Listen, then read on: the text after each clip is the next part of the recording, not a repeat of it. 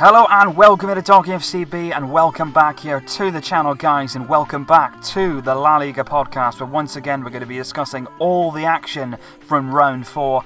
Barcelona just scraping over the line, Real Madrid getting back to basics and winning at the Anoeta this weekend, and Atletico Madrid kicking off a new era in the Wanda Metropolitano in their new stadium with a classic Simeone 1-0 victory. So we're going to be looking at all 9 games from across the weekend, 1 on Friday, 4 on Saturday and another 4 on Sunday. And at the end of the podcast we're also going to be looking ahead to the week to come, because there are some midweek La Liga fixtures and a full round of games to get through in the midweek period. So we're going to be having a look at that later on. But right now, let's start, of course, with Friday's action, which saw Leganes take on Eibar. And this Friday match against Eibar really wasn't a first for Leganes. They have played 3 out of 4 of their so far games this season. All of them have been on the Friday, so they're very much a Friday team. But I think Eibar going into this game would have been confident. They certainly thrive on their home form. They got a vital away win pretty early in the season against Malaga. That was important for them to get off the mark, get that confidence going again. But I really like Eibar. They're not your traditional Spanish team. They don't play fantastic style of play. They did finish this game with slightly more possession than Leganes, which isn't always the norm for them. They do like to get into a tackle. They do like to play long ball at times. They're a very, very physical team who are very good at the back. So they definitely prized themselves among the defensive structure. And it was yet another clean sheet in the league. That's 2 out of their 4 games now, Eibar with a clean sheet. And it was a big victory for them. Leganes coming into the game would have had a bit of confidence. They started the season pretty well by their standards, up in the sort of European places for some of the week last week. They are now down to 10th place after that defeat. Eibar up to 13th, but I think Leganes will go away from the game feeling pretty happy. You know, they did create chances, they played well again on the night, they didn't have a disappointing showing, nothing like that. They did have their chances. Eibar in the end getting the goal in the second half through Galvez, but it was more of a big win for Eibar. Leganes coming away to Eibar wouldn't have expected a great deal. They will have felt that possibly they could have left this game with about a point, but in the end a 1-0 loss isn't too bad for them. They stay mid-table. If they could finish the season there, they would absolutely snap your hand off. Eibar will be hoping they can now take another step in the right direction. Another big 3 points for them. They've had a few difficult fixtures in the opening week. You know, going away to Athletic Club wasn't an easy one for them. So hopefully in the coming weeks now they'll be able to get more and more wins and climb up that table, because they want to be aiming for sure a top half finish. Even on their modest budget, they always do seem to overachieve. And it was a big 3 points on the Friday for Eibar, getting them up the table and getting them within where they want to be. We move on to a local derby. Early kickoff on the Saturday. The fixtures now for Saturday coming up. 1300 hours local time, so pretty early in the day. Levante took on Valencia. Both clubs based, of course, in the Valencia area. Both of these clubs also both taken points off Real Madrid this season. But I've been really impressed with Levante so far, because the season that they went down, the season before last, where they got relegated from La Liga, they went down without any fight. They were clearly one of the worst teams in the league by far. They seemed to be all disjointed. Their fans weren't particularly connected with the players, but I think since they've come up, they've looked a really, really good addition to La Liga, and fair play to them, because they've not had easy fixtures so far this season either. You think of Real Madrid, you think of Valencia, but they've done really, really well. They find themselves now, after the very good point they picked up at home against Valencia this weekend, they find themselves in 8th position, and I've been really impressed with them. They look like a team who's not afraid. They're going to go and attack teams. They went into this game just like they did with Real Madrid, with a lot of confidence. They had a belief that they could get something out of it, and they definitely did that. And to be fair to them, they absolutely deserved it. Valencia on the day had slightly more possession, they had slightly more attempts on goals, but it was very much a 50-50 affair. Levante get everything they got, and I like the fact that when they went down, they managed to keep hold of a few of their key players, the likes of Lerma and Morales as well, who didn't play in this game, but I think they did really, really well. They got the goal, equalising goal through Bardi, a nice goal that was.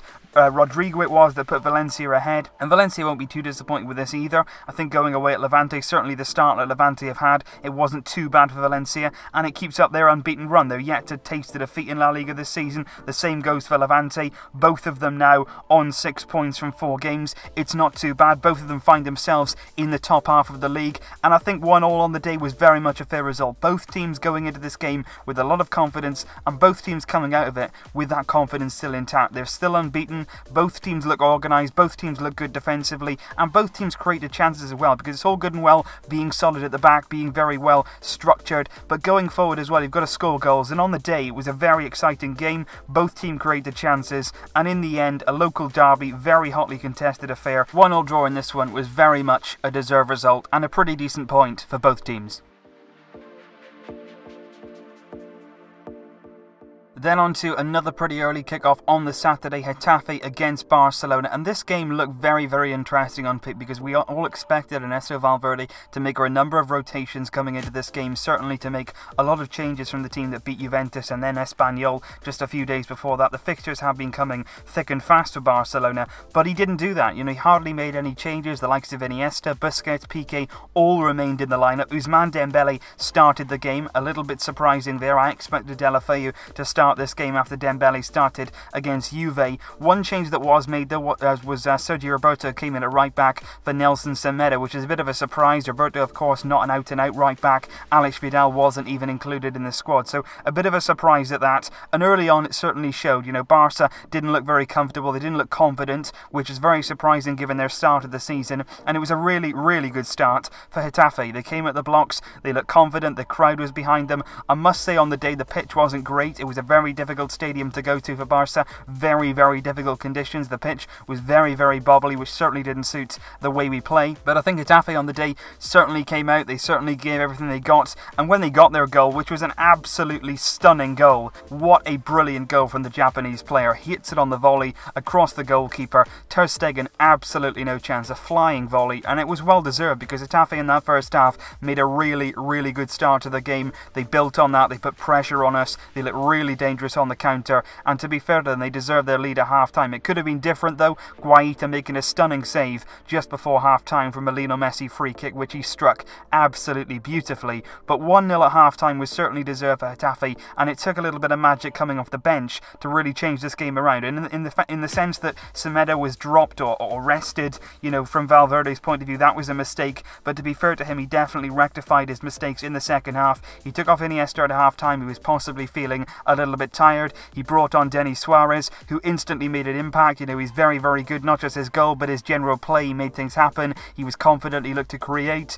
and the goal was fantastic. Coming from the right-hand side, Sergio Roberto with the assist. Denis Suarez gets it out of his feet, takes his time, keeps his cool, and it was a wonderful finish with his right foot into the top left-hand corner. Guaita with absolutely no chance. So a really good equalising goal. And then it was on to who can get the winner. And I have to say that both teams actually looked like scoring the winning goal. Getafe, just 10 minutes before time, hit the post. They looked like they were threatening, and they really believed they could get that, you know, and they believed that they would have deserved it, because I think on the day, Getafe and Barca, there was very, very little to separate them. Barcelona didn't play well in this game. Valverde acknowledged that at the end. Getafe played out of their skin. I think they played really, really well on the day, showing exactly what they can bring to the league this season. But in the end, Barcelona got the breakthrough, the most unlikeliest of heroes. Paulinho coming off the bench with 15 minutes to go. He replaced Ivan Rakitic. It was a nice assist from Lionel Messi, playing the slide rule pass. Paulinho bursting into the area and producing a fantastic finish to give Barcelona a massive, massive win. It certainly wasn't pretty, but at the end of the day, it was a very, very big 3 points on the day, going away to a difficult away stadium, difficult circumstances, possibly a few tired legs out there, and they will certainly take the 3 points there. 4 games for them, 12 points in total. Valverde very, very happy with the start they've made. Getafe, meanwhile, stay in 14th position, 4 points from 4 games for them. Possibly a bit disappointed in the end to lose this one, but they can certainly take heart from their performance, which was excellent on the day. And if they continue playing like that, certainly at home, they can rack up a lot more points as the season goes on.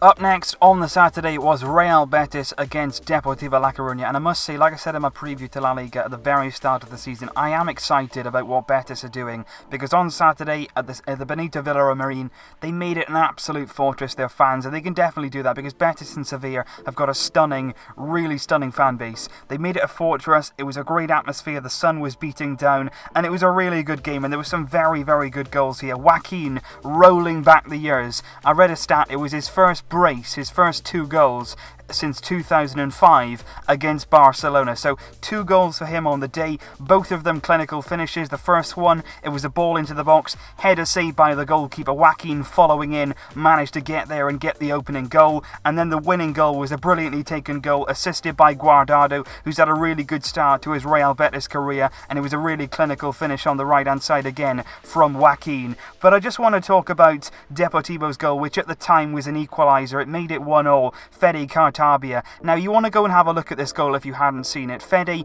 picks the ball up, he's about 30 yards out. First of all, it's bouncing, he absolutely hammers it, it cannons off the crossbar. It's incredibly unlucky because it's a long-range strike, beautiful technique, whacks it against the crossbar. The ball actually then ends up back at Fede's feet. He takes on his man, has another go, this time a different kind of technique. He hits it low and hard from about 25 yards and it flies into the back of the net. So it was a wonderful piece of play. First of all, hitting the crossbar, that was a great attempt. Then to bring the ball down, try again, and he got his goal. It was a wonderful piece of play. Unfortunately for Depor, it wasn't enough on the day to get them the points. But like I said, I'm really impressed with what Quique Setien is doing at Real Betis. They dominated possession. They're playing really, really good football. They're definitely a team that on a Saturday you want to sit down and watch them, even if you're not obviously a fan of Real Betis. They're playing some very, very good football right now. And on the day, they fully deserve the win. They had more goal attempts. They created more chances. They had a lot more of the ball than Depor, who wouldn't really have expected to come here and cause them too many problems. And you know, Betis, at the end of the day, deserved their win. They did get their goal only 15 minutes before the end. Joaquin the hero. But on the day, Betis fully deserved the 3 points. It definitely a big win for them, moving them up the table. They're into 12th position now. 4 points, 6 games for them. Very worrying times though for Deportivo. Just 1 point from their opening 4 games. They're hovering very, very dangerously above the relegation zone, and they need to start getting some points together, particularly at home. They've got a home game coming now in midweek. They've got to start getting some points, or it's going to start looking very bleak for Deportivo La Coruña.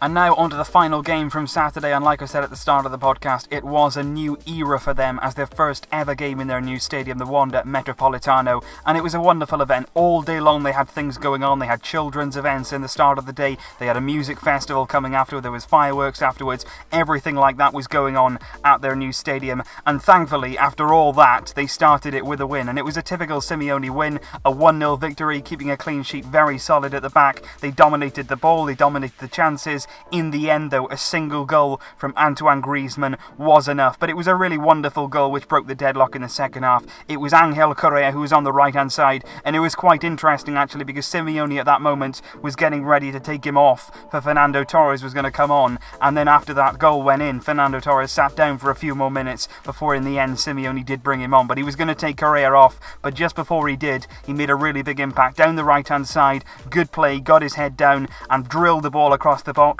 A very good run from Griezmann, we know he can do this. Times his run perfectly, it's a brilliant finish into the bottom corner. Keeper absolutely no chance, and it was a really vital win for Atletico, but they've started the season not really convincingly. They've had a few players, of course, Griezmann suspended up until now. They had a bad first game away at Girona, but since then they've regathered themselves, they've regrouped. Simeone has got his men back on side. 4 games, 8 points for them so far, 8 goals scored, 3 conceded in the league. But like I say, Malaga at the start of the season, I said in my preview, they'd not had a good summer. They've lost their key players, they haven't replaced them, they haven't spent enough money, they've not sort of reinvested the money they got from sales, they've lost the goals of Sandro Ramirez, they've lost the creative spark in midfield of Pablo Fornals, and it's looking very, very bleak for them at the moment. There was no real urgency from their play, there wasn't really any ambition. They obviously only lost by a goal, but they didn't really trouble Atletico Madrid at any point in the game. They never really looked like they were going to take anything from this match at all. 4 games for them and not a single point on the board so far. They've conceded 6 times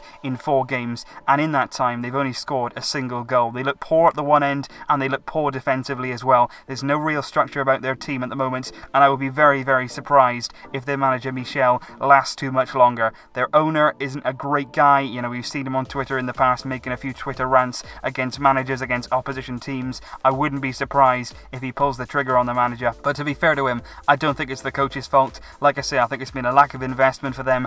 poor planning over the summer. They haven't replaced what they needed in the squad, and already we're seeing signs of that. If they don't make some serious action, they're going to have to spend money in January, because if they don't, Malaga are a serious threat here of getting relegated. They don't look like picking up points. They don't look like a team who's moving forward. Their fans are not happy with what's going on at the club, and right now they're in real trouble. Atletico Madrid, though, certainly building, certainly going well. You can see them improving as the season goes on. Their defence is going to get more and more solid. They earned a very decent away point in the Champions League group stage earlier on in the week away at Roma. That was a good point for them. So to come back from that, to regroup, to play the same sort of team that played in that game, Simeone, they looked okay, they looked refreshed in some ways, and they got the win that they needed. 3 vital points at their new stadium, which looks like a real fortress. They got the best fans in the league. It was a great event on Saturday there, and a good win for Atletico Madrid to kick off a new era in their history.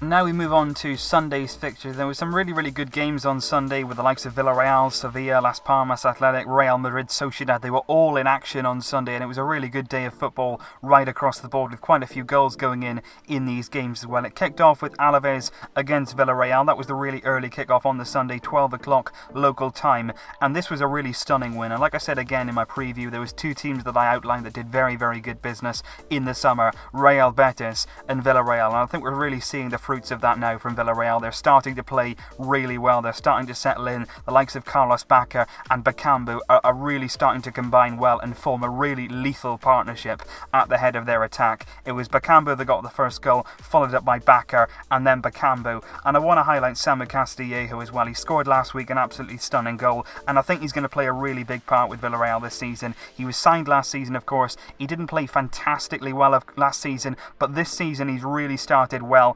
Fornals in the team is doing really well as well. Trigueros in midfield is a fantastic player, and to add to that, they've got a really strong defence, a very solid back four. The likes of Ruiz, Alvaro, Rukavina, Costa, they're all established players, experienced players who are doing very well at the moment, and Alaves in this game didn't stand a chance. Villarreal were clinical, they finished their chances well, they played good football. It was 50-50 in terms of possession, but I think Villarreal in terms of going forward in the final third, they're cutting edge, they finished everything, they didn't give Alaves a sniff, and it was a really good away victory for Villarreal, which really propels them right up the league. They didn't start the season particularly well. Their first 1 or 2 games, they didn't really get going. But after that now, we've really started to see a team that's growing, that's doing well in Europe as well. 4 games so far in the league, 6 points gained, 6 goals scored so far as well in those games, and they're really starting to hit their form now. As for Alaves, though, like I said with Malaga, real trouble for Alaves. Even a worse situation for them.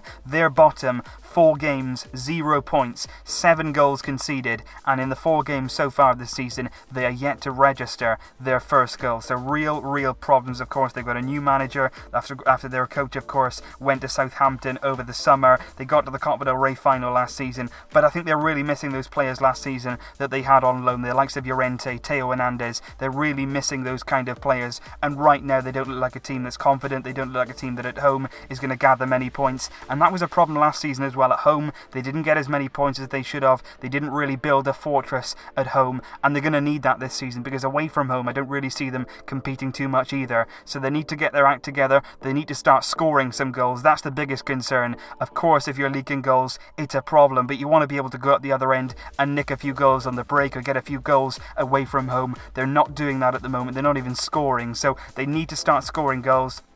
They need to start picking up points, and believe me, they need to start doing it quickly, or they're going to find themselves falling out of touch with the rest of the teams above them. Bottom of the league with real work to do for Alaves. But for Villarreal, onwards and upwards for them. They're 7th right now. I think they can go even higher. They're going to continue climbing.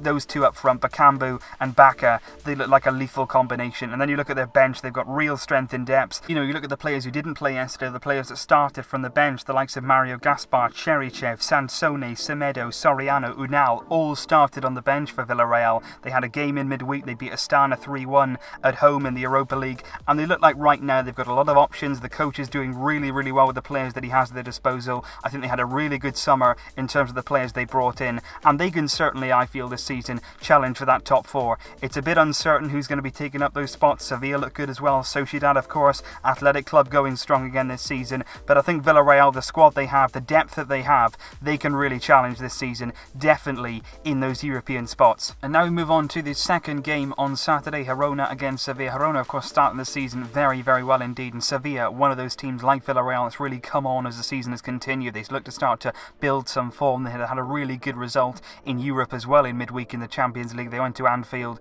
got a 2-2 draw on the night, a really good result in their group, and that was a big question today, certainly for Berizzo, the Celtic coach. How was he going to sort of reshuffle his pack? Was he going to get his team absolutely ready for that game? They went away in the Champions League, and it was going to be interesting to see how they recovered, and the question was really, really well. The answer was very good. I think they played well on the day. They had more of the possession against Girona, and let's not remember, this is a difficult place to go. They might be newly promoted, but Atletico Madrid suffered a lot of problems when they came here at the start of the season. But I have to say, the goal that they conceded was very, very poor indeed. It was Luis Muriel that got the goal, assisted by Franco Vázquez, who was very involved at all ends of the pitch when he came on as a substitute. It was a right-offing goal for Girona, and it was a very, very poor mistake for the goal. Muriel was in on goal. He had a lot of time to adjust his feet. He had a lot of time to get in position to sort of save the shots, but he didn't. He was beaten at his near post. It wasn't really a powerful shot from Muriel as well, and I'd also be very, very disappointed with that. He's a very experienced goalkeeper. He was sort of prone at his time at Athletic to a few mistakes,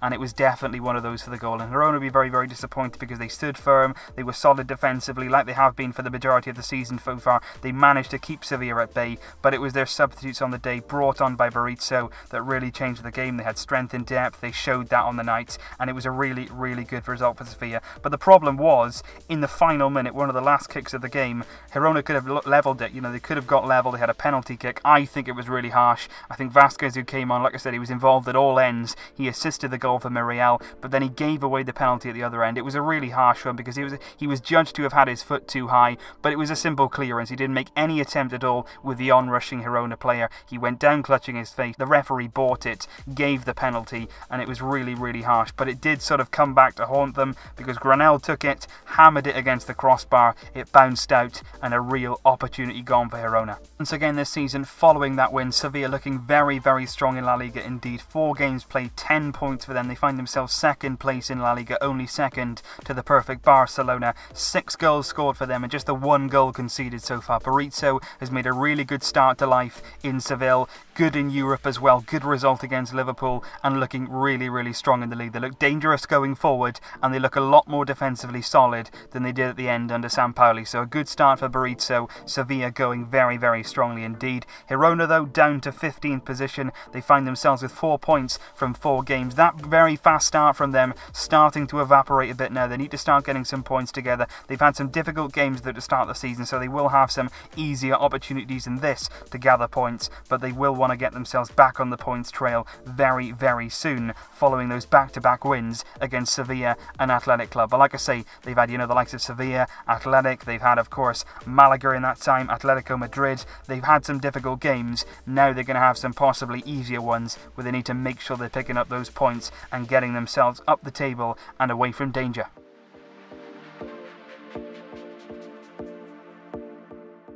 For Las Palmas against Athletic Club, which was the 3rd game on that Sunday afternoon, and this is a really good game. I really enjoyed watching this one, and I think the really important thing once again from this was going to be how was Athletic going to react. They played in Europe in midweek as well, of course. They played on the Thursday. They got a 0-0 draw away from home in the Europa League, a decent result for them. And Las Palmas, they're another one of those teams that started the season very, very slowly, but they're certainly gathering momentum, and this was a massive, massive win for them. And I thought in the end they thoroughly deserved it, because I thought certainly in that second half they played really well. They put the pressure on. There was a good crowd there at Las Palmas, and they really, really seemed to enjoy themselves in that second half, particularly when Loic Remy came on. 25 minutes to go, he was brought on for Vitolo, and the game completely changed. He looked fresh, he looked really full of life, and he looked like he had a point to prove, and I really like what I saw from him. He was very direct in his running, and he fully deserved his goal when it came around, and it was in the nick of time as well. Just 3 minutes to go, Loic Remy out on the left-hand side. He used a lot of his pace, really quick thinking, dribbling was nice, and it was a thunderous finish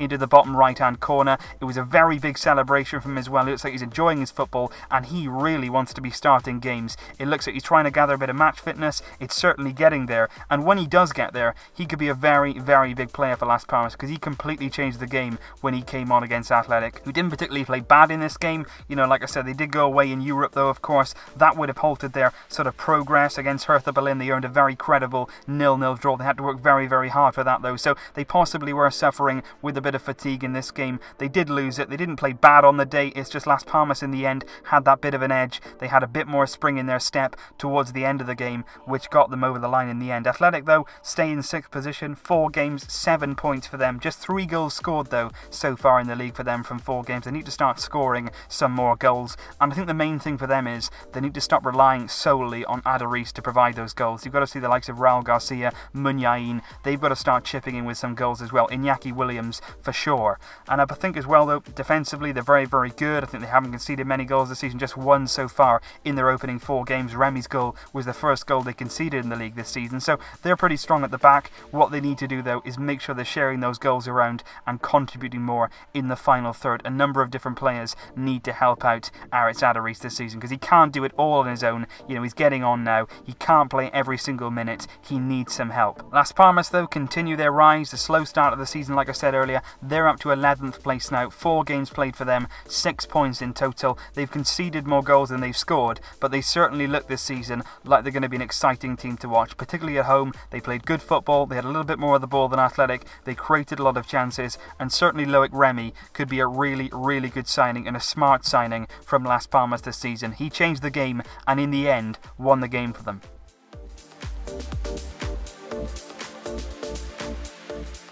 Now on to the final game from the weekend, one of the ones we're most looking forward to this weekend. Real Sociedad taking on a weakened Real Madrid at the Anoeta. And I have to say in this game, Real Madrid will be very, very pleased to get out of this with 3 points. It was a desperately needed win. They came into this game actually in 13th position in the league. After everybody had played, they'd fallen down to 13th position, but this win puts them right back up there. They're up to 4th. Sociedad stay in 3rd. They went into this game with an unbeaten run. They had all 3 points from their first 3 games, and it was a brilliant start of the season for them, particularly in Europe as well. They had a thumping win over Rosenborg at home in the week, but unfortunately in this game it just didn't go for them, and they didn't play badly. I thought on the day they gave themselves, they gave all of what they had, they stick to their principles, but in the end at certain times it just didn't go their way. I think the referee on the night had a few dubious calls. I think for the majority of it, Real Sociedad fans certainly felt like he was against them, but I think in general Real Madrid on the night, to be fair, played well. They did well with what they had. They came into the game. Zidane decided to start Borja Mayoral, the young striker.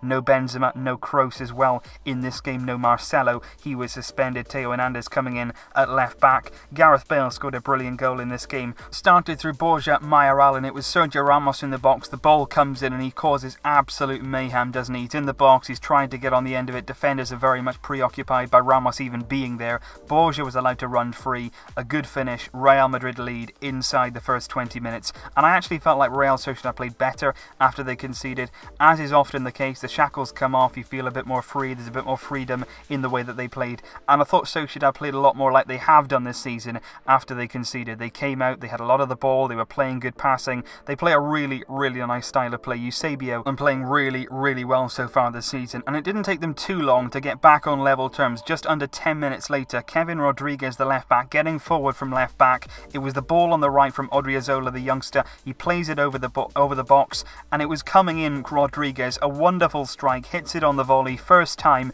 Keylor Navas in goal though, with a big mistake for this goal. It was a really poor goalkeeping by Keylor Navas, but Real Sociedad level on the night, and certainly looking very, very good for that. They look confident, they look good in the way they were playing, their fans really getting behind them, and it looked like Real Madrid had a real job on their hands. But the game really changed about 7 minutes later. Once again, down that right hand side, Odriozola plays the ball over, and it was like a complete carbon copy, a complete repeat of what we'd just seen. Kevin Rodriguez, the left back, steaming in. This time he hits his volley straight into the ground. It bounces up, it looks like it's going in, it hits the crossbar, and then from that Real Madrid launch a furious counter-attack. Really good pace on the break. Borja Mayoral at the heart of it. It looks like he's going to square. It's a 2-on-1 situation. Does his man, he gets past him, he puts the ball in the box low and hard. Who's coming back but Kevin Rodriguez, the man who scored scored the first goal, then hit the bar, then chased back to get back. He gets on the end of it inadvertently and accidentally puts it past his own goalkeeper,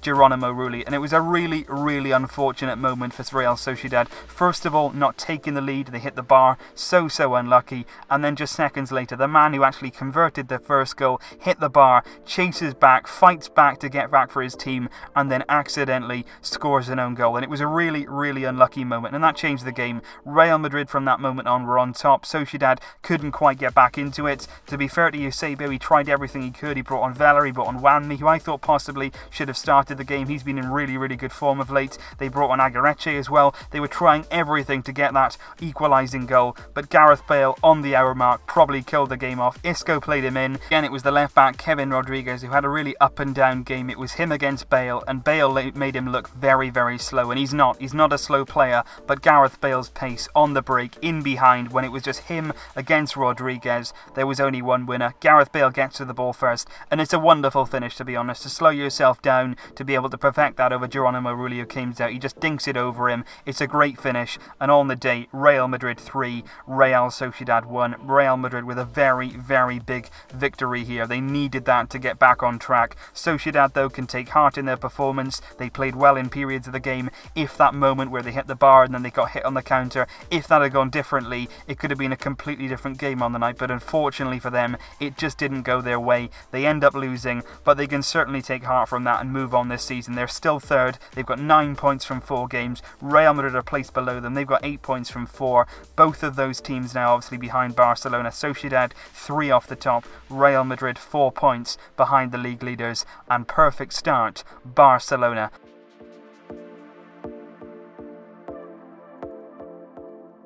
But certainly now the league is really starting to take some shape. Barcelona at the top, four games, 12 points so far. A perfect start of the season for them. Sevilla in second place, just 2 points off the top. Really good start of the season for them as well. Berizzo now showing his quality as a coach, really getting them playing. Sociedad in third, Real Madrid in fourth. On the same amount of points are their local rivals, Atletico Madrid. Both of those Madrid clubs on 8 points and 4 points off the top of the league. Then Athletic Club are in sixth, the final European place. Then Villarreal in 7th on 6 points, as are Levante, as are Valencia, as are Leganes, as are Las Palmas, as are Betis, as are Eibar. So between sort of 7th place with Villarreal with 6 points and Celta Vigo, who are in 16th with just 3 points, just one win separates 16th and 7th. So it's very tightly contested. Celta Vigo, coincidentally, actually play tonight, so they've got a real chance now to get 3 points on the board and move rapidly up the table under Nzue. They take on Espanyol away from home in the Monday night game. That's on at 900 hours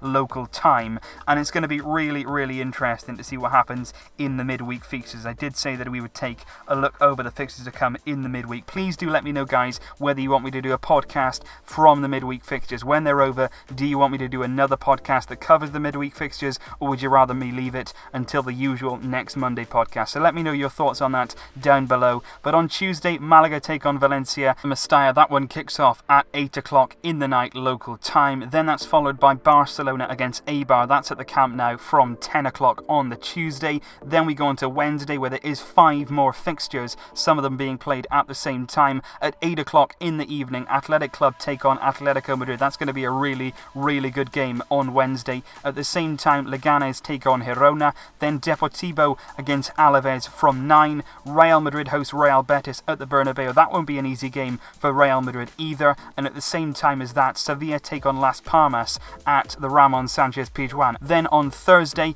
Villarreal against Espanyol is at 8 o'clock, followed by Celta Vigo against Getafe at 9 o'clock, and then at 10 o'clock, Levante take on Real Sociedad. 2 of the form teams from La Liga so far take to action. Lots to look forward to in the coming week from La Liga. All of the fixtures are going to be played over the coming week, and it's going to be very, very exciting where we see ourselves at the end of that. Will Barcelona continue their fantastic start of the season? Can they win at home against Eibar to make it 5 wins out of 5? Can Real Madrid follow up their victory over Real Sociedad with a win at home against in-form Betis? Atletico Madrid go away to the new San Mamés. That's going to be an enthralling game. Sociedad away at the in-form Levante is going to be an interesting one too. Sevilla and Villarreal, of course, also in action. So lots to look forward to. Please let me know your thoughts down below, guys, on the weekend's action in La Liga. What games are you looking for in the week ahead, of course? And let me let me know down below, like I say, if you do want me to do that midweek extra podcast because of the round of games that are going to be happening in the midweek period.